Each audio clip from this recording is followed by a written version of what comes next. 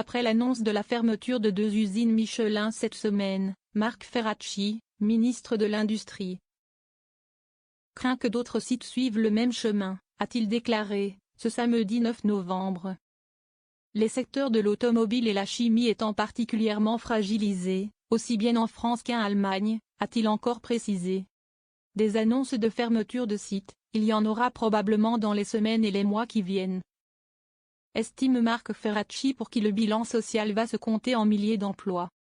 Le ministre préconise une réponse européenne, notamment pour soutenir le secteur automobile. Il a passé 3 heures, vendredi 8 novembre, à Cholet, Maine-et-Loire, sur le site d'une des 2 usines Michelin promises à la fermeture. Accueilli par de huées. Son entourage précise que les gens qui sifflaient n'étaient souvent pas des salariés de Michelin. Le géant français du pneu a annoncé le 5 novembre la fermeture avant 2026 des sites de Cholet et Vannes, Morbihan, qui comptent au total 1254 salariés. Bonus écologique européen. Les équipementiers automobiles européens ont tiré la sonnette d'alarme cette semaine face au nombre inédit de suppressions d'emplois dans le secteur. 32 000 suppressions de postes en Europe ont été annoncées au premier semestre 2024, soit plus que pendant la pandémie de Covid. Dans ce secteur qui emploie 1,7 million de salariés en Europe, l'industrie automobile, en perte de compétitivité par rapport à l'Asie et aux États-Unis, est touchée à la fois par le recul des ventes sur le continent, la concurrence chinoise à bas prix et la lenteur de l'électrification. Parmi les mesures évoquées, Marc Ferracci envisage un bonus écologique à l'échelle européenne. Un emprunt commun européen pour financer des mécanismes de soutien à la filière.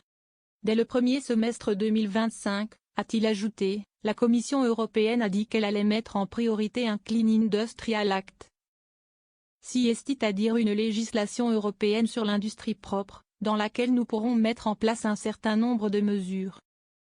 Dans l'aéronautique, la branche défense et espace d'Airbus, qui fabrique notamment des satellites et compte 35 000 salariés, devrait supprimer 2500 postes en 2026.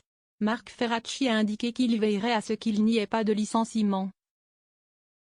Les salariés ayant vocation à être reclassés dans d'autres entités d'Airbus.